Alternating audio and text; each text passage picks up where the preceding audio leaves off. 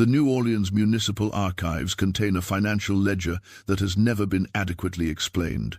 Buried among thousands of routine transactions from the winter and spring of 1840, one series of entries defies every known principle of economics, human behavior, and possibility itself. Between January and May of that year, a single auction house on Chartres Street in the French Quarter recorded the sale of one woman 37 times. Not 37 different women. The same individual woman. Each transaction documented with names, dates, and prices that climbed to heights no rational market could justify. Each buyer, a man of wealth and standing in New Orleans society. Each sale separated by exactly 11 days. The pattern holds perfect mathematical precision across 5 months. 11 days between every transaction without exception. No illness interrupted the sequence. No travel delays altered the rhythm. No external events disrupted the clockwork regularity of these impossible sales. And every single buyer paid more than the previous purchaser, as if competing in an auction that never ended, where the hammer fell again and again, and the merchandise returned like a tide that refused to stay gone. When the ledger was transferred to the Louisiana State Archives in 1898, a notation appeared in faded ink across the top of the relevant pages. Do not catalogue. Do not reference in finding aids. Restrict access pending review by the Governor's Historical Commission. That review never occurred. The pages remain sealed behind academic protocols that have calcified into absolute barriers. Researchers who stumble across references to this ledger in peripheral documents find their access requests denied without explanation. What happened in New Orleans during those 5 months? Why would the same woman be sold 37 times? And what convinced every buyer to part with her after exactly 11 days, only to watch her return to auction where other men fought desperately to purchase what their predecessors had surrendered? The answers exist in testimony that was never meant to survive. In private journals that families destroyed when their contents became too dangerous to preserve. In letters that were burned, and in one extraordinary manuscript written by a man who witnessed every transaction and spent the rest of his life trying to understand what he had documented. Before we descend into the darkness of what transpired on Chartres Street, I want to invite you to subscribe to this channel and turn on notifications so you never miss these buried chapters of American history. The sealed room exists to uncover the stories that institutions tried to erase, and please, leave a comment telling me where you are listening from. I love knowing that these forgotten truths are reaching people across different places and backgrounds. Now, let's examine what really happened in New Orleans in the winter of 1840. The city sprawled along the Mississippi River's crescent bend, its streets thick with humidity, even in January, when northern cities froze solid. New Orleans operated according to rules that differed from the rest of America. French and Spanish legal traditions mixed with American territorial law. Creole society maintained hierarchies that outsiders found impenetrable. And the slave trade functioned with a brutality that surpassed even Charleston or Richmond, processing human beings through a market system that reduced life to inventory with ruthless efficiency.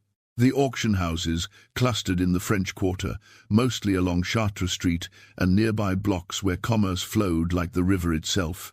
These establishments operated daily except Sundays, their business sustained by the endless demand for labor on sugar plantations upriver, cotton fields spreading across Louisiana's interior, and the vast domestic operations required by New Orleans' wealthiest families. Among these auction houses, one commanded particular respect from the city's elite. Maison Delacroix occupied a 3-story building with wrought iron balconies and thick walls that kept the interior cool even during summer's worst heat. The establishment had been founded in 1798 by Armand Delacroix, a French émigré who built his business through reputation for discretion and accuracy. By 1840, the house was managed by his grandson, Etienne Delacroix, a methodical man of 36 who maintained ledgers with accounting precision that made his records admissible in legal proceedings throughout Louisiana. Etienne had inherited his grandfather's obsession with documentation. Every sale was recorded with comprehensive detail. Physical descriptions, ages, skills, prices, buyer information, seller credentials, dates, times, witnesses. His ledgers became reference documents for estate settlements, bankruptcy proceedings, and inheritance disputes. Judges trusted his records absolutely because in 15 years of managing Maison Delacroix, not one of his documented transactions had ever been successfully challenged in court.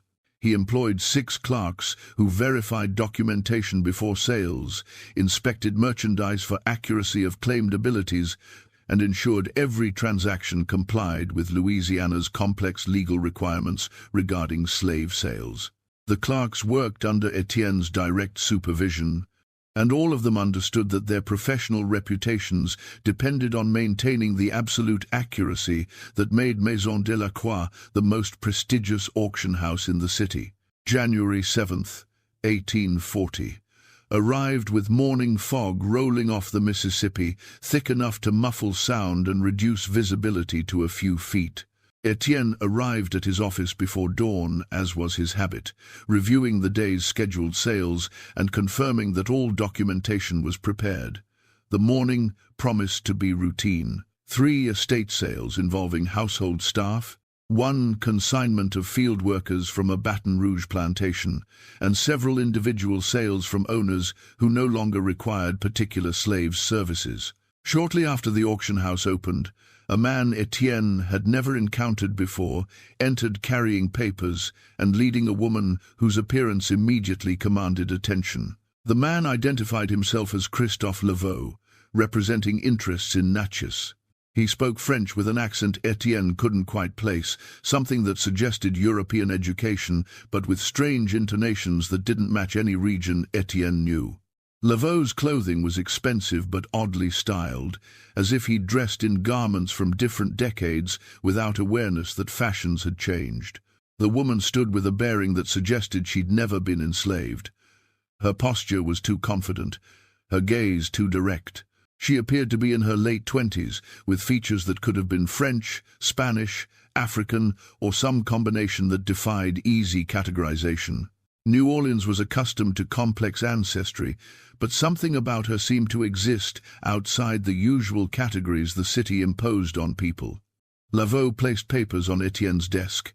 She had belonged to an estate in Natchez that dissolved following her owner's death without heirs. The documentation appeared legitimate, properly notarized, with seals Etienne recognized from Mississippi territorial records. He examined the papers carefully and found nothing irregular. "What is her name?" Etienne asked. "Marguerite," Laveau replied. "Skills and abilities?" Fluent in French, English, Spanish, and several African languages Etienne had never heard of. Educated in literature, mathematics, and music. Experienced in household management.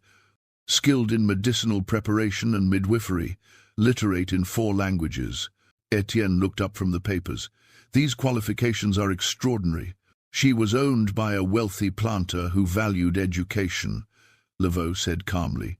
"He invested considerably in her training. And now she is being sold because the estate must be liquidated. There are no heirs. Everything must be converted to currency for distribution according to Mississippi law." Etienne accepted this explanation because it aligned with procedures he understood. He recorded her details in his ledger with customary thoroughness. Approximately 28 years of age, female, skills as stated, notable features including unusual eyes that seemed to shift color depending on light, and a distinctive mark on her right wrist, 3 small scars, forming a pattern that looked deliberately created. He assigned her inventory number 4112 and scheduled her for that afternoon's auction. The sale would proceed after the estate lots were completed, giving prominent buyers time to inspect her and assess her claimed abilities. Word spread quickly through the French Quarter that Maison Delacroix was offering someone exceptional. By early afternoon, the auction house had filled with planters and merchants who normally sent agents to handle purchases. Etienne recognized faces he'd never seen at actual auctions. Men whose wealth was so vast they didn't involve themselves in routine business. The Livaudes family, who controlled sugar plantations spanning thousands of acres. The Marquis de Boré, whose innovations in sugar processing had made him one of Louisiana's richest men. Alexandre Lebranche, whose banking operations financed half the commerce flowing through New Orleans. The bidding began at $500, already 3 times the typical price for even highly skilled slaves. Within minutes, it reached $2,000. Etienne watched carefully, noting the intensity with which these men competed. They weren't calculating potential profit or productivity. They were driven by something else, some need to possess this particular woman that transcended economic logic. When the hammer finally fell, Jean-Baptiste Lebranche, one of Alexandre's cousins and owner of multiple plantations along the River Road, had paid $6,200. The sum represented more than many skilled craftsmen earned in a decade. It exceeded the price of prime field hands by factors of 10 or 12. Etienne documented the sale precisely. Buyer's name, price, date, time, witnesses. Lebranche signed the paperwork and arranged for Marguerite's transport to his plantation that evening. He departed with the satisfaction of a man who believed he'd acquired something truly valuable. 11 days later, on January 18th, Christophe Laveau returned to Maison Delacroix. He was leading the same woman. He carried fresh papers documenting his authority to sell her on behalf of Jean-Baptiste Lebranche.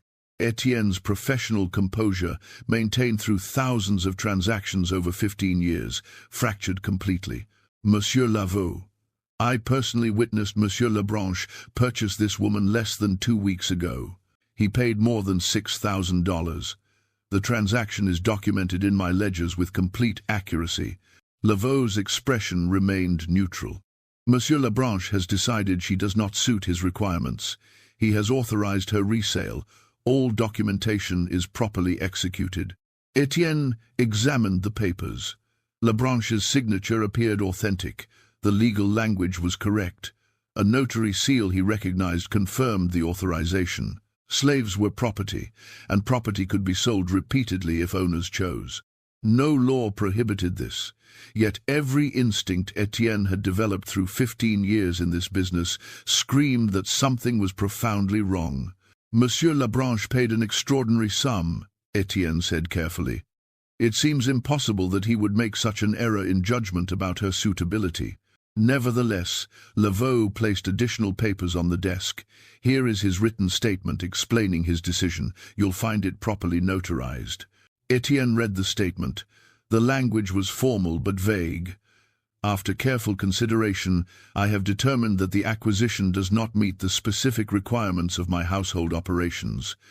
I authorize her immediate resale through whatever channels Monsieur Laveau deems appropriate. The phrasing felt rehearsed, as if Lebranche had been instructed what to write, but the signature was legitimate and the notarization valid. Etienne accepted the consignment because refusing would require explaining suspicions he couldn't articulate based on evidence he didn't possess. The second auction occurred on January 21st. This time, bidding opened at $3,000 and climbed even more rapidly. Etienne noticed that Jean-Baptiste Lebranche was not present, though several other Lebranche family members bid aggressively. Ultimately, Dominique, a former associate of the pirate Jean Lafitte, who had parlayed his war heroism into respectability and wealth, purchased Marguerite for $7,800. Exactly 11 days later, on February 1st, Christophe Laveau returned with Marguerite and papers authorizing resale on behalf of Dominique Yu. By the fourth sale, patterns had emerged that Etienne documented with increasing alarm. Every buyer was a man of significant wealth and social standing. Every transaction occurred exactly 11 days after the previous sale. Every price exceeded what the buyer before had paid. And every authorization for resale used nearly identical language about unsuitability for the buyer's requirements. Etienne began adding private notations in a separate journal he kept locked in his desk drawer. The buyers are not behaving rationally. They compete with desperation that transcends economic calculation. Men who built vast fortunes through shrewd judgment are abandoning all restraint. Something is compelling them to purchase her regardless of cost, and then something is forcing them to surrender her after exactly 11 days. The precision of the timing cannot be coincidental. What Etienne couldn't document in his official ledgers was what he began hearing through New Orleans' intricate social networks. The whispers that spread through French Quarter cafes, the hushed conversations at the street, Louis Cathedral after Mass, the rumors that circulated through banking houses and law offices. Jean-Baptiste Lebranche had withdrawn from society entirely. His wife had moved to their city residence, refusing to return to the plantation. Dominique You, a man famous for his courage under fire during the Battle of New Orleans, now refused to leave his house after dark and had dismissed most of his household staff. The third buyer, Céleste Marinier, from one of the city's oldest Creole families, had sold property to cover mysterious debts that shouldn't have existed given his family's wealth. The prices continued climbing with mathematical precision. By the 10th sale in mid-March, Marguerite sold for $14,000 to Bernard Marigny, whose family had subdivided their plantation to create the Faubourg Marigny neighborhood. 11 days later, she was back at Maison de la Croix. Etienne hired an investigator, a former constable named Jacques Reynaud, who now conducted discreet inquiries for attorneys and businessmen. "I need to understand what happens after each sale," Etienne told him. "Contact the buyers if possible. Learn why they're reselling her.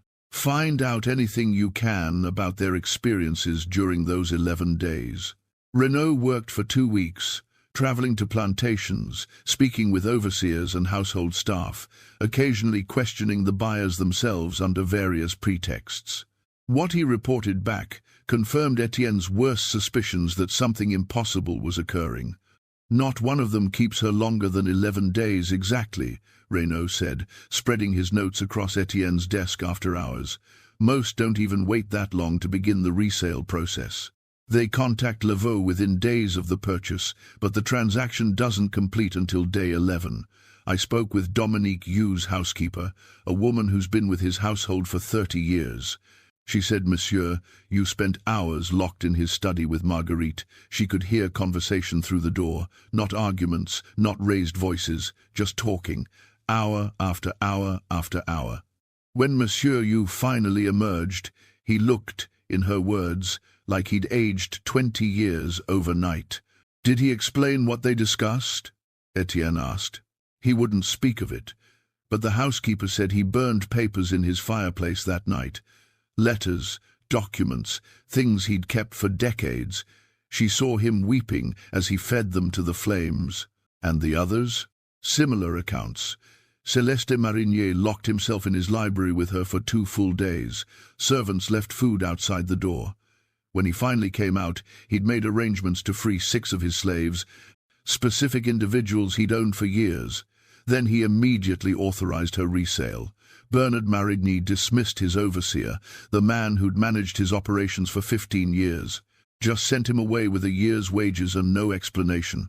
Reynaud continued his investigations, and each report deepened the mystery rather than resolving it. "There's something else," the investigator said during their next meeting. "I tried to trace Christophe Laveau's background. Can't find any record of him operating in Natchez or anywhere else in Mississippi before January. No business registration, no property holdings, no family connections. It's as if he materialized specifically to handle these sales." "Have you tried following him between transactions?" Etienne asked. "He stays at a boarding house on Dauphine Street, but I've watched the place for days and never seen him enter or leave except when he's bringing her to your auction house. The landlady says he pays months in advance, keeps entirely to himself, and she rarely sees him. Yet somehow he's always present exactly when another sale is scheduled." Etienne stared at his ledgers with their meticulous documentation of impossible events. "What about Marguerite herself? Did you learn anything about what she does during those 11 days? Reynaud's expression grew troubled. That's where things become truly strange. She doesn't work. Not in any conventional sense. The buyers don't put her in the fields or assign her household duties. They keep her in their private quarters, libraries, studies, personal rooms, and they talk with her for hours, sometimes entire nights. Servants hear voices through doors but can't make out words. And when those conversations end, the buyers are fundamentally changed. Changed how? Their certainties are gone. Men who defended slavery as God's natural order suddenly question everything. Men who built fortunes through brutal efficiency suddenly can't bear to give orders to their own slaves. Dominique, you freed 12 people after those 11 days, not sold them, freed them with papers and passage money north. A man who'd owned slaves his entire adult life suddenly couldn't tolerate ownership anymore. By the 15th sale in early April, Etienne had begun to feel physical dread each time Laveau appeared at Maison de la Croix. The transactions had taken on a nightmarish quality, repeating with clockwork precision, while New Orleans society pretended not to notice the impossible pattern consuming its wealthiest men. The auction house itself had changed. Other sellers began avoiding Maison de la Croix on days when Marguerite was scheduled for sale. Regular buyers who attended auctions weekly suddenly found reasons to be elsewhere. Only those compelled by whatever dark fascination drove them to compete for her appeared on those days, and the atmosphere in the room felt charged with something Etienne couldn't name. Not excitement, something darker. Dread, mixed with compulsion. Etienne noticed changes in the buyers before they purchased her. They arrived at the auction house looking confident, certain of their wealth and status. But once bidding began, something shifted in their expressions. The confidence became desperation. They bid against each other with an intensity that suggested they were competing for something far more significant than valuable property. As if acquiring her represented a test they needed to pass, proof of their power and control. And then, 11 days later, they returned her broken. The word wasn't quite right, but Etienne couldn't find better language. The buyers weren't physically harmed. They walked, talked, conducted business. But something essential in them had been destroyed. Their certainty about their place in the world, their comfortable participation in systems that had enriched them, their ability to ignore the human cost of their wealth. All of it shattered during those 11 days. Pierre Soulet purchased her on April 9th for $21,000. Soulet was a prominent attorney and politician, a man whose legal arguments had defended slaveholders' rights in courts throughout Louisiana. He was known for his intellectual brilliance, his command of legal philosophy, his ability to construct arguments that made slavery seem not just economically necessary, but morally justified. 11 days later, when Laveau brought Marguerite back to Maison de la Croix, Renaud managed to speak briefly with Soulet's law clerk, a young man who'd worked for the attorney for 3 years. "Monsieur Soulet hasn't slept since the second night," the clerk said quietly. Glancing around to ensure no one overheard, he sits in his office with all his legal texts spread across his desk. Cases, he's argued, briefs he's written, published articles defending our institutions. And he's marking through them with red ink, writing notes in the margins. Things like sophistry, moral cowardice, elaborate justification for evil. He's dismantling his own life's work. "What did she say to him?" Renaud asked. "I don't know exactly, but I heard her voice once through the door. She was asking him questions, not arguing, not accusing, just asking questions in a calm voice. Questions like, if enslaved people can learn law, philosophy and science, as you've acknowledged they can, what principle justifies treating them as property?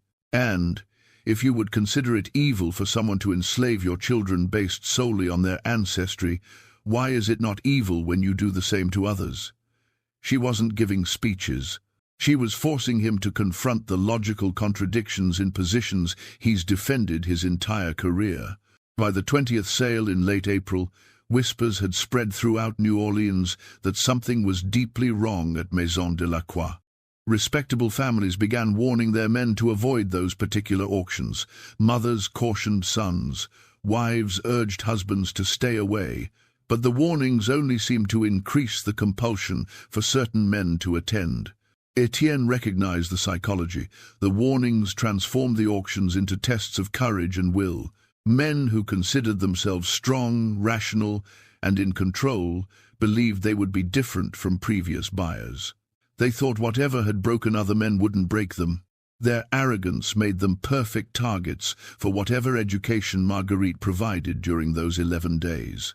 The prices climbed beyond any rational relationship to human value. $25,000, $30,000, $35,000. Sums that represented entire plantations, lifetime accumulations of wealth, fortunes that could support families for generations. Men were bankrupting themselves for 11 days of ownership and then surrendering her at devastating financial losses. Etienne's own obsession grew alongside the prices. He couldn't stop thinking about the pattern, couldn't stop trying to understand what was happening. His wife noticed his distraction, his inability to focus on anything except those ledgers with their impossible documentation. "You're letting this consume you," Margot said one evening as Etienne sat at their dining table, barely touching his food, his mind elsewhere. "Whatever is happening with those sales isn't your responsibility. You're just documenting transactions. You're not causing this." "But I am causing it," Etienne replied. "Every time I accept her back for resale, I'm enabling the pattern to continue. I could refuse. I could tell Laveau that Maison Delacroix will no longer handle these transactions. And what would that accomplish? Another auction house would take the business. You'd lose your reputation for never refusing legitimate sales. Your competitors would benefit from your principles." She was right, and Etienne knew it. The system was larger than his individual choices. Refusing to participate wouldn't stop what was happening. It would just transfer the transactions elsewhere while damaging the business his grandfather had built. This reasoning sounded familiar to Etienne, uncomfortably so. It was the same logic he'd used for 15 years to justify his work. He was just the auctioneer. He didn't own plantations. He didn't work slaves in fields. He simply facilitated transactions between willing parties. He was a professional, providing a service that someone would provide, whether he did or not. The realization made him feel sick. By the 25th sale in early May, Etienne had begun having nightmares. He dreamed of endless ledgers where every entry bled into the next, names and prices and dates becoming incomprehensible. He dreamed of auction blocks that stretched into infinity, with Marguerite standing on each one, her expression never changing, her eyes seeming to see directly through whatever comfortable lies he told himself about his profession. He started making mistakes in his work, small errors that his clerks caught before they became serious problems. A price recorded incorrectly, a buyer's name misspelled, a date transposed. These were errors Etienne hadn't made in 15 years. Mistakes that threatened the reputation for accuracy that made Maison Delacroix trusted by Louisiana's courts and elite families. Jacques Renaud continued providing reports, though the investigator himself had become visibly troubled by what he was learning. "I spoke with Auguste Leroy's body servant," Renaud said during their last meeting in late April. "Leroy purchased her on the 22nd sale. His servant, a man named Vincent, who's been with the Leroy family since Auguste was born, told me something extraordinary. He said Marguerite spent those 11 days asking Monsieur Leroy to tell her stories about specific slaves he'd owned. She knew their names. People who'd been sold years ago, people who'd died, people who'd run away. She knew details about their lives that existed in no records, and she asked Monsieur Leroy to remember them. Not as property, not as investments or losses on his ledgers, but as actual human beings with thoughts and feelings and families. Vincent said his master wept for 3 days straight. How could she know those things? Etienne asked. How could she have information that doesn't exist in any documentation? I don't know, Renaud admitted. I've searched every record I can access. Manifests from slave ships, estate inventories, auction house ledgers including your own. There's no trace of her before she appeared with Laveau in January. It's as if she has no past, or as if her past is deliberately impossible to discover. "What is she?" Etienne asked quietly. Renaud was silent for a long moment. "I was a constable for 18 years. I investigated murders, fraud, conspiracy. I believed in rational explanations for everything. But this," he gestured at the notes spread across Etienne's desk, "defies rational explanation. She's either exactly what she appears to be, an extraordinarily educated woman who somehow knows impossible things, or she's something else entirely. Something that exists outside the categories we use to understand the world." The 28th sale occurred on May 5th. Etienne recognized the buyer immediately. Valcourt Aimé, known throughout Louisiana as the wealthiest planter in the state. His Le Petit Versailles plantation was legendary, an estate so vast and lavish that foreign dignitaries visited to marvel at its gardens, architecture, and the brutal efficiency of its sugar production. Aimé had pioneered innovations in sugar processing that increased productivity dramatically while requiring slaves to work under conditions that killed them at rates higher than almost any other Louisiana plantation. Aimé paid $43,000 for Marguerite. The sum exceeded the value of most plantations. It represented wealth accumulated over generations, concentrated into a single transaction for 11 days of ownership. Etienne watched him sign the paperwork and felt a cold certainty settle in his chest. The pattern was building toward something specific. Each buyer had represented a different aspect of slavery's operation. Planters, merchants, bankers, attorneys who provided legal justifications. And now Valcourt Aimé, the man who embodied the system's ultimate expression, vast wealth built through innovative cruelty, where human beings were processed like crops, their lives calculated in terms of sugar production per season, their deaths factored into business planning as acceptable losses. When Christophe Laveau returned 11 days later with authorization for resale, Etienne noticed something different. The factor's usual impassive expression had shifted slightly, something that might have been satisfaction, or perhaps anticipation. "Monsieur Aimé found her unsuitable?" Etienne asked, already knowing the answer. "Profoundly unsuitable," Laveau replied. "He has authorized immediate resale with no minimum price requirement." Etienne examined the papers. Aimé's signature was barely legible, the letters shaking and uneven. Additional notes filled the margins of the authorization. Calculations crossed out, numbers that seemed to represent attempts at quantifying something that couldn't be quantified. And one phrase, repeated 3 times in increasingly desperate handwriting, 2,417 names. "What does this mean?" Etienne asked, pointing to the notation. Laveau's expression remained neutral. "I believe that's how many people Monsieur Aimé calculated have died on his plantation over the 30 years he's owned it." Marguerite asked him to name them. All of them. He couldn't, of course. He'd kept detailed records of their deaths in his ledgers. Cause of death, date, estimated age, but never their names, just numbers in his accounting books. She made him understand what that meant, what it means to own human beings and track their deaths like crop losses. The 29th sale was scheduled for May 19th. Etienne prepared the documentation with hands that trembled despite his efforts to control them. He knew the pattern was approaching its conclusion. 29 sales across nearly 5 months. The precision of the 11-day intervals, the escalating prices now approaching $50,000. The systematic destruction of New Orleans' wealthiest and most powerful men. And he knew, with dread that made him feel physically ill, that the pattern would soon reach him personally. The auction house filled that morning with the usual crowd of observers and compelled buyers. But Etienne noticed Christophe Laveau standing at the back of the room, watching not Marguerite on the auction block, but Etienne himself.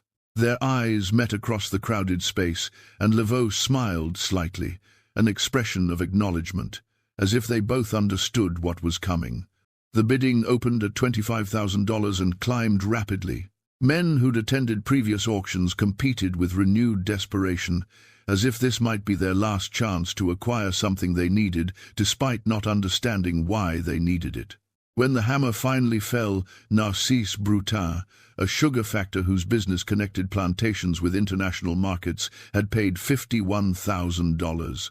It was the highest price ever documented in Louisiana for a single slave, higher than legendary skilled craftsmen who could build entire buildings, higher than nurses who saved lives through medical knowledge, higher than anyone whose value might be calculated through actual productive capacity. As Brutin signed the paperwork, Etienne watched Marguerite and saw her looking directly at him. Her expression held no emotion, but her gaze seemed to penetrate through every comfortable justification he'd constructed around his work. She knew. Whatever she was, wherever she'd come from, she knew that the pattern would eventually reach him. And that knowledge filled him with terror, unlike anything he'd ever experienced. 11 days passed with agonizing slowness. Etienne found himself counting each day, each hour, waiting for the inevitable moment when Christophe Laveau would return with Marguerite and papers authorizing resale. He tried to maintain his normal routines, processing other sales at Maison de la Croix, reviewing ledgers, supervising his clerks. But his mind remained fixed on the pattern, on the approaching moment when the sequence would reach its 30th iteration. He began researching obsessively, searching for any explanation that would make sense of what he'd documented. He traveled to the Cabildo archives, examining old records from Spanish colonial administration. He visited the St. Louis Cathedral, asking priests about legends or stories that might explain a woman who could be sold repeatedly without aging, without changing, without ever revealing her origins.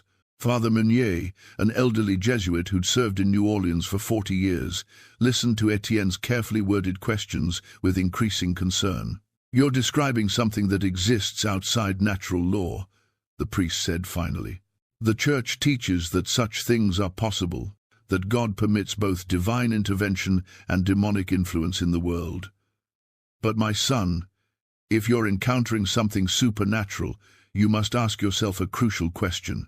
Is this evil seeking to destroy, or is this justice manifesting in ways we don't understand?"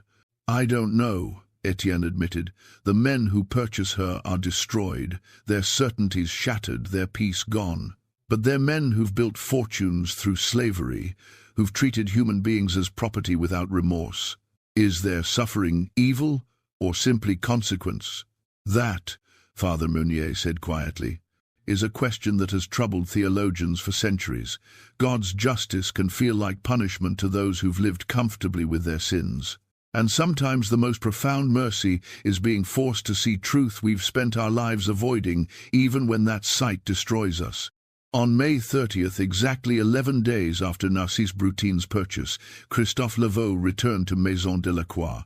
He led Marguerite through the entrance and placed papers on Etienne's desk with the same calm efficiency he'd displayed through 29 previous transactions.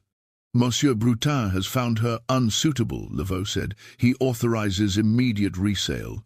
Etienne examined the documents. Brutin's signature was accompanied by a statement written in handwriting that barely qualified as legible. The words were fractured, sentences incomplete, thoughts cascading without structure. "I calculated profits," the statement began.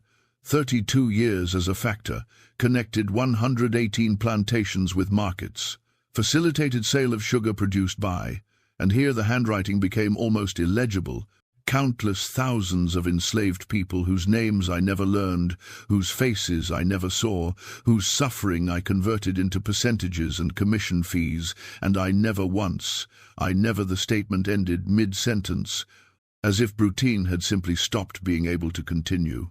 "What did she do to him?" Etienne asked quietly. Laveau's expression remained neutral. She asked him to calculate the human cost of his wealth, not in abstract terms, but specifically. How many people worked the fields that grew the sugar he brokered? How many died to produce the wealth he took commission from? What were their lives like? Did they have families, children, dreams that died in those fields? She didn't accuse him of wrongdoing. She simply asked him to acknowledge what his business was actually built upon. And that destroyed him. Truth often does. when we've spent our lives avoiding it. Etienne scheduled the 30th auction for June 2nd. He prepared the documentation mechanically, his hands moving through familiar routines while his mind remained elsewhere. 30 sales. The pattern had to be approaching its conclusion, but how many more would there be? And when would it reach him personally?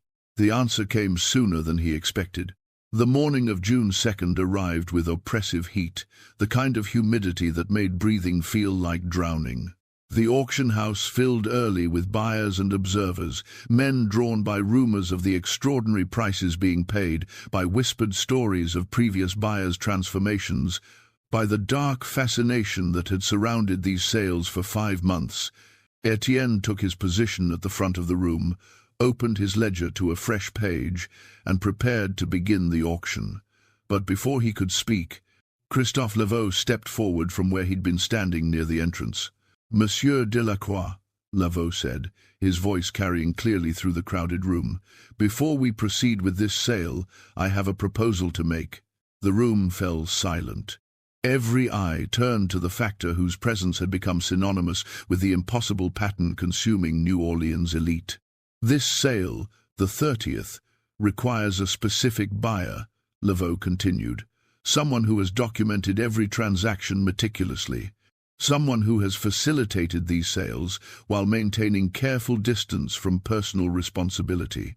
Someone who has profited from this system while telling himself he's simply a professional conducting business." Ice formed in Etienne's stomach. He knew what was coming, had known for weeks that the pattern would eventually reach him. But hearing it spoken aloud in front of dozens of witnesses made it real in a way that anticipation hadn't. "You're suggesting I purchase her?" Etienne said, keeping his voice steady through sheer force of will. "I'm not suggesting," Laveau replied. "The pattern requires it. You've watched 29 men go through this process. You've documented their destruction with the same precision you document everything. Now it's your turn to experience what you've been recording." "I'm the auctioneer," Etienne said. "I don't purchase merchandise. I don't have the capital available for these prices." "You have assets," Laveau said calmly. "This building, your business, your grandfather's reputation. Various banks would extend credit against those holdings. You could arrange financing within 48 hours if you chose." "Why would I choose to do so?" Etienne demanded. "I've watched 29 men purchase her and regret it. I've documented the damage these transactions have caused. I have no desire to become the 30th victim of whatever you've orchestrated." Marguerite spoke for the first time in Etienne's presence since that initial morning in January. Her voice was educated and precise, with an accent that seemed to shift between French, Spanish, and something else entirely. "Because you've spent 15 years facilitating the sale of human beings while maintaining meticulous records that allow you to pretend you're not responsible for the suffering those sales cause. Because you've made your living from systematic cruelty while telling yourself you're just the middleman, that you're not accountable for the system itself. Because you deserve to understand what it actually means to own someone, rather than just processing the paperwork for other men's ownership." Her words struck with devastating accuracy. Etienne had told himself those exact justifications thousands of times. He was just the auctioneer. He didn't own plantations. He didn't work slaves in brutal conditions. He simply facilitated transactions the same way notaries facilitated contracts or banks facilitated loans. He was a professional providing a necessary service. "I won't do it," Etienne said. "I refuse to participate." "Then the pattern ends incomplete," Laveau replied. "The 37th sale will never occur, and the education will remain unfinished." He paused, letting silence fill the room. "Of course, that means certain information about your business practices might become public. The ages you've falsified in your ledgers to make children appear older, the health conditions you've concealed to present sick slaves as healthy, the specific ways you've helped buyers circumvent laws designed to keep families together, the private arrangements you've made to facilitate sales that violated Louisiana statutes. Every word was accurate. Etienne had bent rules, falsified documentation when necessary, helped buyers work around legal restrictions, all in the name of maintaining his business, all justified as necessary accommodations to commercial reality, nothing that other auction managers didn't do. But exposed to public scrutiny, especially scrutiny from the increasingly influential abolitionist press, those practices would destroy everything his grandfather had built. "You're blackmailing me," Etienne said quietly. "I'm offering you an educational opportunity," Laveau corrected. "You can decline, but declining has consequences, just as participation has consequences. Every choice we make carries weight, Monsieur Delacroix. The question is whether we're willing to face the full implications of our choices." The room remained absolutely silent. Dozens of men watched this confrontation, understanding they were witnessing something that transcended a normal business dispute. This was judgment manifesting in forms that shouldn't exist, justice operating through mechanisms that defied explanation. Etienne looked at Marguerite. She met his gaze without expression, but her eyes held depths that seemed to contain knowledge accumulated over far more than 28 years. Whatever she was, wherever she'd come from, she represented something that existed beyond his understanding, and refusing her would only delay the inevitable confrontation with truths he'd spent 15 years avoiding. 3 days, Etienne said finally. "Give me 3 days to arrange financing." Laveau nodded. "The auction is postponed. We'll reconvene on June 5th at 10 o'clock in the morning."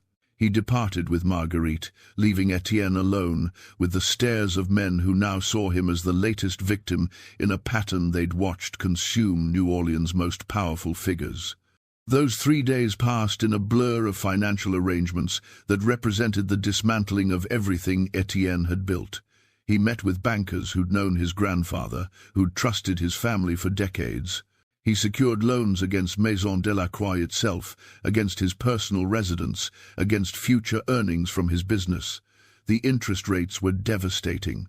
The repayment terms would require years of careful management. But he arranged the necessary capital. Margot watched him make these arrangements with growing horror. "You're destroying us," she said the night before the auction. "For what? For some woman you're going to own for 11 days and then resell at a massive loss? This makes no sense, Etienne." "I know," he replied, "but refusing makes even less sense. The alternative is having our family's reputation destroyed, having evidence of my compromised business practices made public, having everything grandfather built torn apart through scandal rather than through my own choices." "So you're choosing financial ruin instead?" "I'm choosing to understand something," Etienne said quietly. "Something I should have tried to understand 15 years ago when I first entered this business. What it actually means to participate in this system. What my meticulous record-keeping has actually been documenting all these years." On the morning of June 5th, Etienne stood at the front of Maison Delacroix and conducted an auction where he was the only bidder. The process felt surreal, performing the familiar rituals of his profession while knowing he was purchasing his own destruction. The opening bid, he announced to a room filled with observers who'd come to witness this impossible transaction, is $40,000. "Do I have $40,000? He raised his own hand. $40,000, he said. "Do I hear 45,000? Silence filled the room. "Going once," he continued, following the formula he'd used thousands of times. "Going twice, sold to Etienne Delacroix for $40,000. He signed his own ledger, officially becoming a slave owner for the first time in his life. The irony was acid. 15 years of facilitating ownership for others, of documenting transactions that represented systematic cruelty, and now he was participating directly in the system he'd served. "She'll be at the auction house this evening," Laveau said. "I suggest you arrange for privacy. The education she provides works best without interruption." That night, after his clerks had departed and the building stood empty, Etienne waited in his office. Marguerite arrived exactly at dusk, led by Lavaux, who departed immediately, leaving them alone in the three-story building that represented Etienne's entire professional identity. "Sit down, Monsieur Delacroix," she said. "We have 11 days together. That should be sufficient time to discuss what you've accomplished during your career." She began with simple questions: how he'd entered the auction business, what his first sale had been like, whether he remembered the names of specific individuals he'd sold. The questions seemed conversational at first, the kind of inquiry anyone might make about someone's profession. But gradually, the questions became more specific. She asked about particular transactions. A family of 5 sold separately to different buyers because separating them increased total sale value. An elderly woman sold as healthy when Etienne knew she was dying of consumption. A young girl of perhaps 12 years, whose age he'd recorded as 16 to circumvent laws about selling children. "I have excellent memory," Marguerite said calmly. "I've made it my business to learn about your career, Monsieur Delacroix. Your ledgers are comprehensive, but they don't tell complete stories. Shall we discuss what those transactions actually meant? Not in terms of prices and commission percentages, but in terms of human experience?"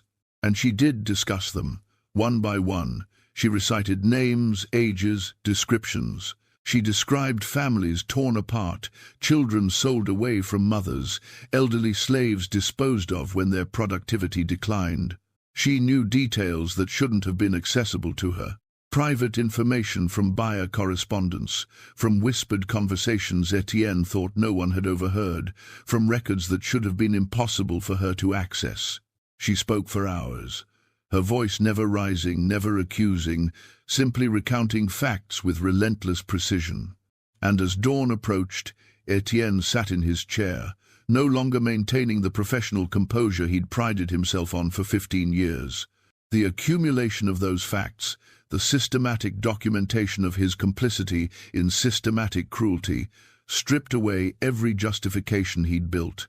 "You told yourself you were just facilitating commerce," Marguerite said as first light began filtering through his office windows, "that you weren't responsible for the system, that if you didn't do this work, someone else would. These are the justifications every participant in evil uses. The guard who says he's just following orders, the clerk who says he's just processing forms, the auctioneer who says he's just recording transactions. I didn't create slavery," Etienne said weakly. "I didn't invent this system." "No," she agreed, "but you perfected it. You made it more efficient. You created records so accurate that courts trusted them absolutely, which gave the entire system additional legitimacy. You turned human suffering into neat columns in ledgers, and you profited from it while maintaining the fiction that you were somehow separate from the evil you were facilitating.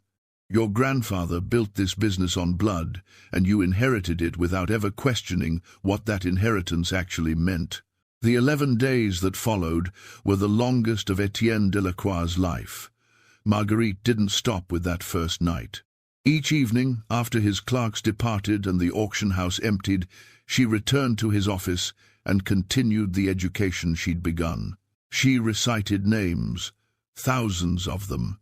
People Etienne had sold over 15 years, individuals he'd reduced to entries in his ledgers, human beings he'd transformed into inventory numbers and price calculations.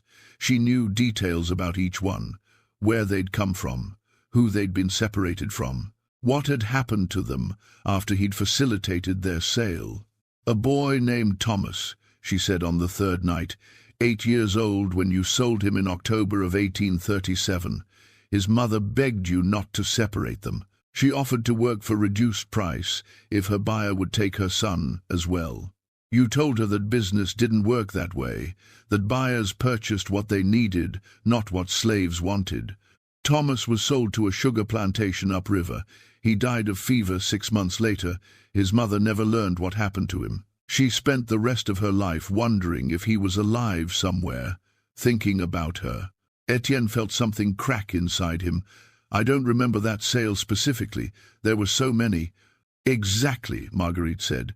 There were so many, thousands of human beings whose lives you altered forever, and you don't remember them because you never allowed yourself to see them as people who mattered. They were merchandise, inventory, numbers in your ledgers. Night after night, she continued, she discussed not just the slaves he'd sold, but the buyers he'd served, the planters whose wealth came from brutal labor conditions, the merchants who trafficked in human beings as casually as they traded cotton or sugar, the attorneys who constructed legal frameworks that made slavery seem legitimate, the bankers who financed the whole system, and Etienne himself, the auctioneer who documented everything with such precision that courts treated his records as absolute truth. On the seventh night, she shifted her approach. Instead of reciting names and stories, she asked him questions. If you had been born enslaved, would you consider it just? No, Etienne said immediately. Why not? Because I would have done nothing to deserve that condition. My birth, my ancestry, none of that would justify someone owning me. Then why is it just when it happens to others? Etienne had no answer. Or rather, he had the answers he'd used for 15 years, justifications based on racial theories, biblical interpretations, economic necessities. But speaking them aloud to this woman who'd spent a week systematically dismantling his comfortable certainties felt impossible.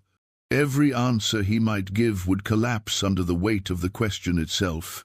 You can't justify it, Marguerite said calmly. You know you can't. You've always known. But you've built elaborate structures of rationalization that allowed you to avoid that knowledge. Structures of false science, selective theology, economic determinism. Anything to avoid the simple truth that what you've been participating in for 15 years is evil, not complex evil. Not morally ambiguous evil, just evil. By the 9th night, Etienne had stopped sleeping. He would lie in bed beside Margot, staring at the ceiling, seeing faces, the thousands of people he'd sold, the families he'd separated, the children whose ages he'd falsified, the sick slaves he'd presented as healthy, the human beings he'd reduced to merchandise and processed with efficient precision. His hands had begun shaking, not constantly, but often enough that his clerks noticed. He made errors in his ledgers, mistakes he never would have made before. A transposed date, a misspelled name, small failures that suggested his famous precision was crumbling. On the 10th night, Marguerite asked him the question he'd been dreading. If you could go back 15 years, knowing what you know now, would you still enter this business? No, Etienne said immediately. Then quieter, but I didn't know then what I know now. You chose not to know, she corrected. The knowledge was available, the suffering was visible. You saw it every day in your auction house, people weeping as they were separated from families, children terrified of being sold, elderly slaves knowing they were being disposed of because they were no longer profitable. You saw all of it. You just chose to interpret it as normal business operations rather than systematic cruelty. What was I supposed to do? Etienne asked, and heard the desperation in his own voice. Refuse to participate? That wouldn't have stopped the system. Someone else would have run this auction house. Slaves would still have been sold. Perhaps, Marguerite said, but you wouldn't have been the one selling them. You wouldn't have profited from their suffering. You wouldn't have created the meticulous records that gave the entire system additional legitimacy. You're right, that individual refusal wouldn't have ended slavery. But it would have meant you weren't complicit in it. And sometimes, that's all morality requires. Not that we fix everything, but that we don't participate in evil, even when participation is profitable and refusal is costly. On the 11th morning, June 16th, Marguerite spoke to him one final time before the pattern would complete. You'll authorize my resale today, she said. You'll take whatever loss is necessary to be rid of me.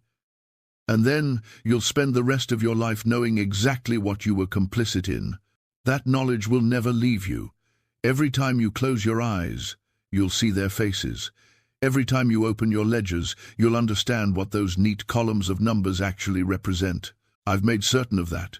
What are you? Etienne asked.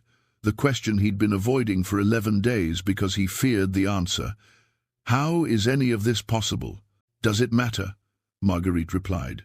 "Whether I'm exactly what I appear to be, a woman who's been sold 30 times by men who found truth unbearable, or something else entirely, the facts remain the same. You've spent 15 years as an instrument of systematic cruelty. That truth doesn't change regardless of my nature. Will this end? Will the pattern stop?" "Soon," she said. 7 more sales remain. 37 total. A number with significance you'd understand if you studied theology more carefully than you've studied your ledgers. And then it will be finished. 7 more men will be destroyed? 7 more men will learn what they've chosen to ignore, Marguerite corrected. Destruction is simply how it feels when comfortable lies become impossible to maintain. That afternoon, Etienne authorized her resale. Christophe Laveau accepted the documentation without comment, preparing for the 31st transaction. Etienne recorded the loss in his ledgers with hands that shook despite his efforts to control them. $40,000 spent. Perhaps $20,000 recoverable if the next buyer paid well. $20,000 lost for 11 days of education that had destroyed his peace forever. But the financial loss was trivial compared to what Marguerite had actually taken from him, his certainty, his comfortable participation in systems he'd never examined. His ability to process human suffering as normal business operations, all of it gone, stripped away, leaving only understanding that felt like a wound that wouldn't heal. The remaining 7 sales proceeded with the same mechanical precision that had characterized the previous 30. Every 11 days, Marguerite returned to auction at Maison de la Croix. Every 11 days, another prominent man purchased her for escalating prices. And every 11 days later, that man authorized resale, broken by whatever education she'd provided. The 31st buyer was Jean-Jacques Audubon's patron, a wealthy merchant who'd financed the naturalist's expeditions. He emerged from his 11 days, unable to look at his account books, unable to calculate profit, unable to participate in commerce that treated human beings as commodities. The 32nd buyer was a prominent Catholic who defended slavery through biblical interpretation. He freed every slave he owned after his 11 days and spent the rest of his life as a hermit, unable to reconcile his previous certainties with what he now understood. The 33rd buyer was a riverboat captain who'd transported thousands of slaves upriver to plantations. He sold his boats and left Louisiana entirely, unable to continue his business after understanding what his cargo had actually been. Not property, but people whose suffering he'd facilitated for profit. By the 35th sale in late July, New Orleans society had begun to fracture under the weight of the pattern. Too many prominent men had been affected, too many families disrupted, too many fortunes damaged.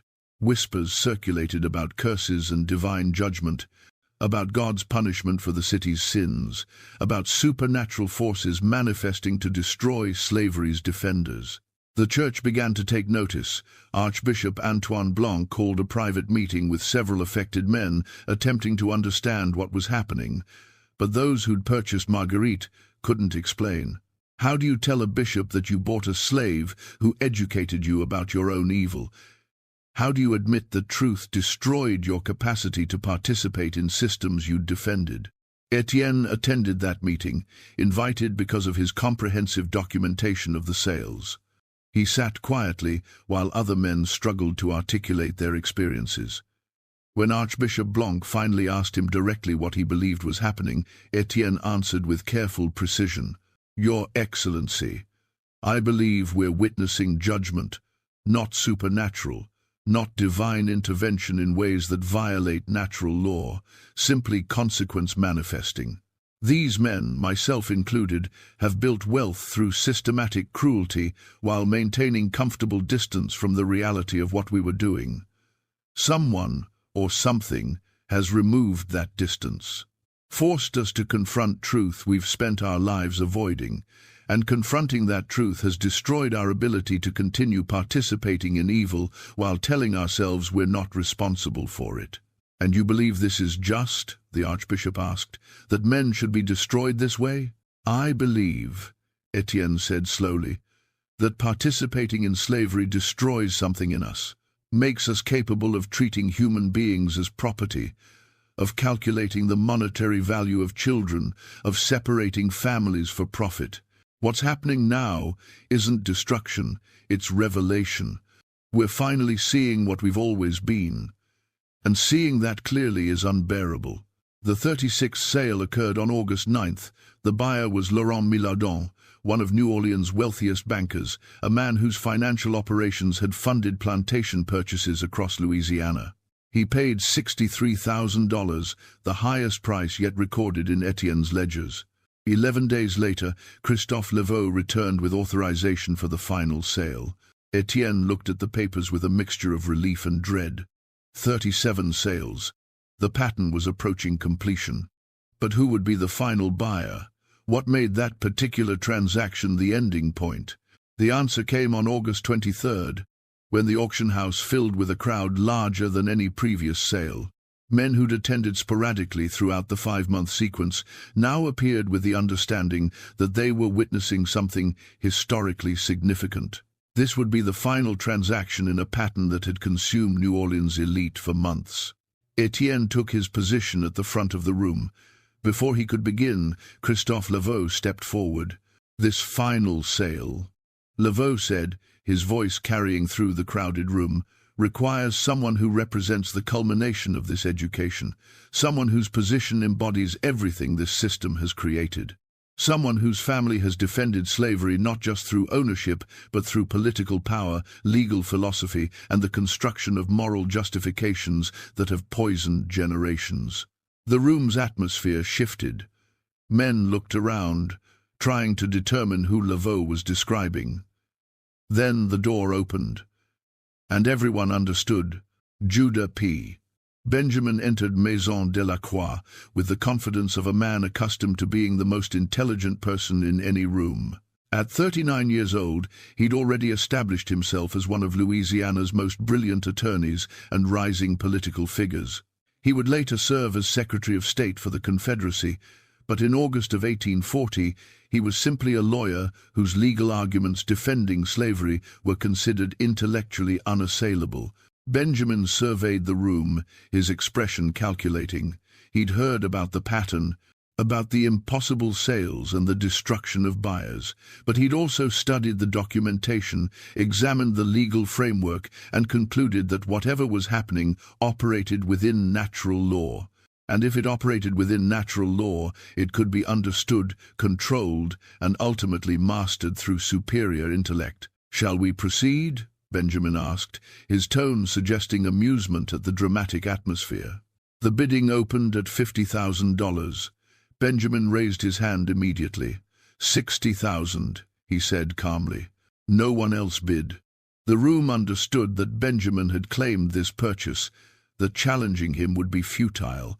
He possessed wealth sufficient to outbid anyone present, and more importantly, he possessed certainty that he would be different from previous buyers. "Going once," Etienne said, following the familiar formula. "Going twice, sold to Judah P. Benjamin for $60,000. Benjamin signed the papers with a flourish.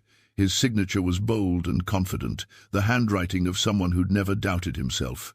"Have her delivered to my residence this evening," he said. "I'm curious to experience whatever education destroyed lesser men." That evening, Marguerite was transported to Benjamin's home on Bourbon Street, and for 11 days, New Orleans waited to see if its most brilliant legal mind could withstand what 36 other men hadn't. Jacques Reynaud, the investigator who'd been tracking the pattern since April, managed to place an informant in Benjamin's household.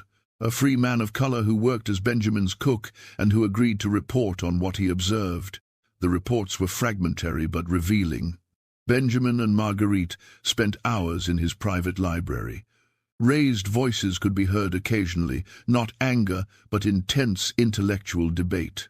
Papers rustled as Benjamin pulled books from shelves, constructing arguments, citing legal precedent, building philosophical frameworks. And Marguerite's voice, calm and relentless, dismantling every argument with questions that expose their logical foundations as elaborate rationalizations. On the fourth day, the cook reported that Benjamin had stopped eating. On the sixth day, he'd sent his household staff away, insisting he needed complete privacy. On the eighth day, neighbors reported seeing Benjamin pacing his balcony at 3 o'clock in the morning, talking to himself, his hands gesturing as if arguing with invisible opponents. On the 11th morning, September 3rd, Benjamin emerged from his residence looking like he'd aged 20 years. He went directly to Maison de la Croix, where Etienne waited with the documentation for Marguerite's resale authorization. "She must be removed immediately," Benjamin said. His voice, usually commanding and precise, sounded hollow. "I cannot. The things she knows, the arguments she makes. I've spent my entire career constructing legal and philosophical justifications for slavery. I've built what I believed was an intellectually unassailable position, and she's shown me with perfect logical clarity that every argument collapses. Every justification is simply sophisticated self-deception. Every philosophical framework I've constructed is designed to let me profit from evil while telling myself I'm engaged in something morally defensible." He signed the authorization with shaking hands. Then he looked at Etienne directly. "You've documented all of this. 37 sales. Do you understand what we've actually been recording? Not business transactions, confessions, evidence of systematic evil documented with such precision that future generations will be able to see exactly what we were, exactly what we chose to participate in, exactly how we rationalized the irrational." Etienne accepted the papers. "The 37th sale," he said quietly. "The pattern is complete." Benjamin nodded slowly.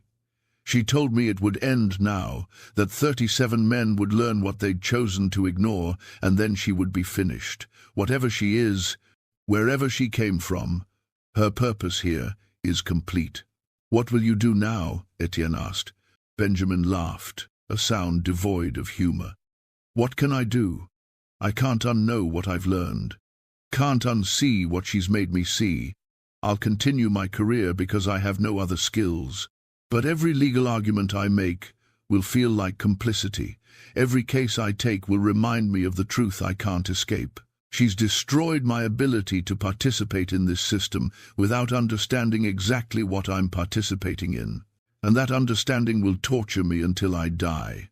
He departed, leaving Etienne alone with Christophe Laveau and Marguerite.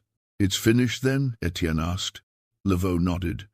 37 men have been educated. 37 prominent figures who built wealth and power through slavery have been forced to confront what they were doing. The pattern is complete. What happens to her now? "Watch," Laveau said simply.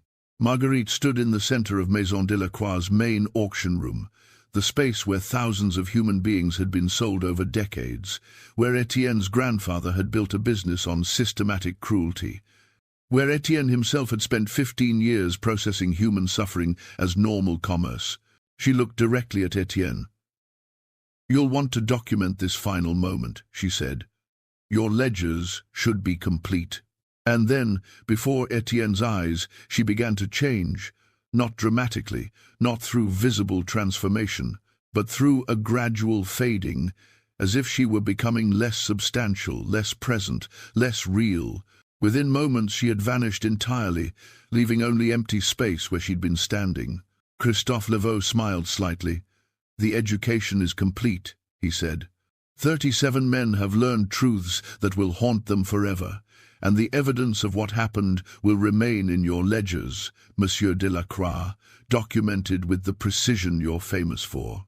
Future generations will be able to see exactly what occurred here, exactly what slavery required of those who participated in it, exactly what happened when those people were forced to confront the reality of their choices. He turned toward the door. "I suggest you preserve those records carefully. They're historically significant." "Wait," Etienne called. "What was she? Where did she come from?" Laveau paused in the doorway. "Does it matter? She was exactly what New Orleans needed, a mirror that couldn't be avoided, truth that couldn't be rationalized away. justice manifesting in the only form that men of wealth and power would actually experience, not as physical punishment, but as forced understanding of their own evil. Whether she was human, angel, demon, or something else entirely is less important than what she accomplished. "And you?" Etienne asked. "What are you?" "Someone who facilitates necessary transactions," Laveau replied. "Just like you've been for 15 years. The difference is that I facilitate education rather than commerce, and unlike you, I don't pretend my facilitation isn't profoundly meaningful." He departed, and Etienne never saw him again. The aftermath unfolded slowly over the following months. The 37 men who'd purchased Marguerite were permanently changed. Some freed their slaves and withdrew from society. Others continued their previous lives, but did so with visible suffering, unable to escape the knowledge she'd given them. Several died within years, their health destroyed by psychological torment they couldn't articulate or escape. Judah P. Benjamin continued his legal career and eventually rose to prominence in the Confederacy. But those who knew him well noticed changes. His arguments defending slavery became less frequent, his public statements more careful. And in private moments he was observed staring at nothing, his expressions suggesting someone engaged in internal debate that never concluded. Etienne himself continued managing Maison de la Croix, but the work became increasingly unbearable. Every sale reminded him of the thousands he'd processed before Marguerite forced him to understand what those transactions actually represented.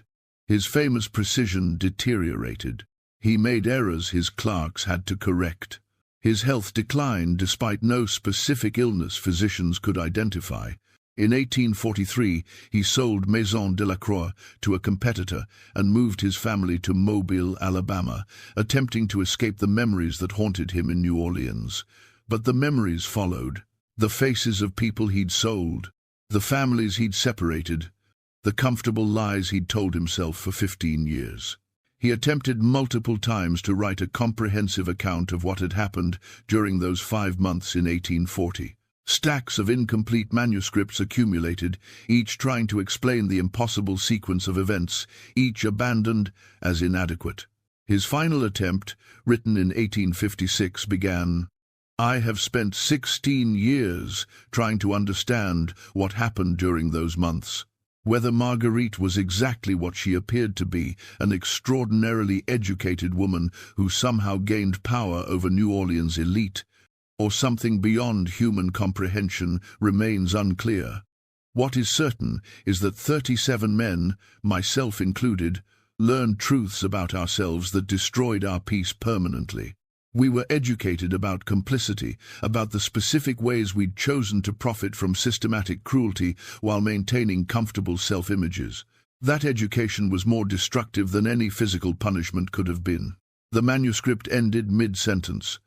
Etienne died of heart failure in 1857 at age 53, his final words reportedly being names, dozens of names.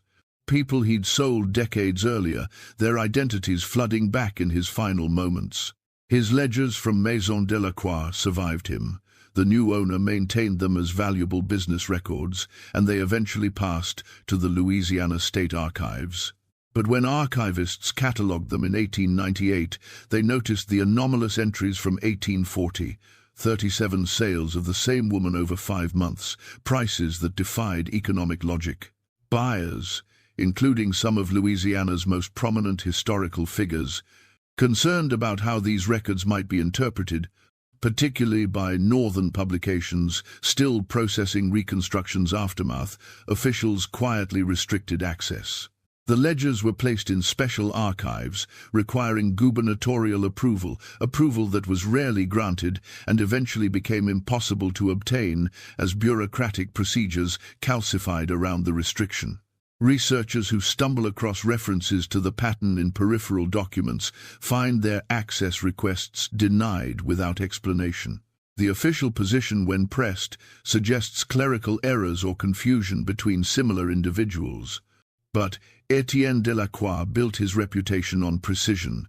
His records show no evidence of the sloppy record-keeping that would produce such fundamental mistakes.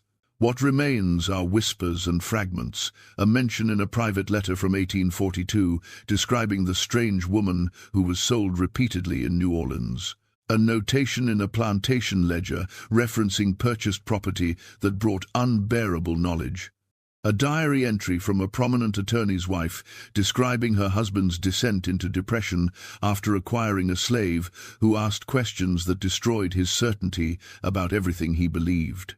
The truth sits sealed in Louisiana's archives, pages of meticulous documentation showing that for 5 months in 1840 something manifested in New Orleans that shouldn't have been possible. A woman who was sold 37 times. Conversations that lasted 11 days and destroyed men's ability to participate in evil with comfortable distance. Justice taking forms that transcended normal human experience. Some scholars who've investigated the edges of this story suggest explanations. Perhaps Marguerite was an extraordinarily educated free woman of color who was illegally enslaved and found ways to psychologically manipulate her buyers into releasing her. Perhaps the pattern was coincidence, multiple women confused in records, clerical errors that created the appearance of impossibility. But these explanations collapse under examination. Free women of color in New Orleans maintained documented lives, birth records, property holdings, family connections. Marguerite appears in no records before January of 1840 and vanishes from all documentation after September 3rd. No birth certificate, no death certificate, no property purchases, no family connections, nothing that would track an actual human being through the 19th century. And the precision of the pattern defies coincidence. Exactly 11 days between every sale without exception, exactly 37 transactions before the pattern ended. Prices that climbed with mathematical regularity, and 37 prominent men, each representing different aspects of slavery's operation, all experiencing similar transformations after their 11 days of ownership. The simplest explanation, and the most disturbing, is that events occurred exactly as documented. That, for 5 months in 1840, 37 men who profited from slavery were forced to truly understand what they were participating in. That education destroyed them more thoroughly than any violence could have. And that, somewhere in Louisiana's restricted archives, lies proof that sometimes justice manifests in forms we can barely comprehend, operating through mechanisms that defy our categories while leaving evidence documented with precision that can't be dismissed. What happened to Marguerite after she faded from existence in Maison de la Croix? Did she move to another city, another auction house, to educate another group of men who needed to understand the truth of their choices? Or did she simply cease to exist once her purpose in New Orleans was complete? The archives remain sealed. The pages documenting those 37 sales sit behind bureaucratic barriers that have become absolute through decades of calcification. And if you ask historians who specialize in antebellum Louisiana about the impossible pattern from 1840, most will tell you that no such documentation exists in accessible collections. But among serious scholars, questions persist. How could one woman be sold 37 times in 5 months? How could impossible documentation pass legal scrutiny from trained professionals whose careers depended on accuracy? What actually happened during those 11-day periods that transformed powerful men into broken shells of their former selves? And why does Louisiana's government continue restricting access to records that are now more than a century and a half old? The answers exist. They're documented with the meticulous precision that Etienne Delacroix was famous for. Every sale recorded, every buyer identified, every price documented, every consequence catalogued. The evidence sits waiting for someone with sufficient authority and courage to demand access, waiting to reveal that in 1840 New Orleans experienced something that shouldn't have been possible. That justice sometimes takes forms we don't expect. That truth, when it can't be avoided, destroys comfortable lies more thoroughly than any weapon. And that, somewhere in those sealed archives, lies documentation of the most coveted slave ever auctioned in New Orleans, a woman who was purchased 37 times, who educated 37 men about the evil they participated in, who destroyed their peace by forcing them to see clearly what they'd spent their lives avoiding, and who vanished the moment her purpose was complete, leaving only questions that Louisiana's authorities have spent more than a century refusing to answer. What do you believe happened in New Orleans during those 5 months? Was Marguerite exactly what she appeared to be, or something that exists beyond our understanding?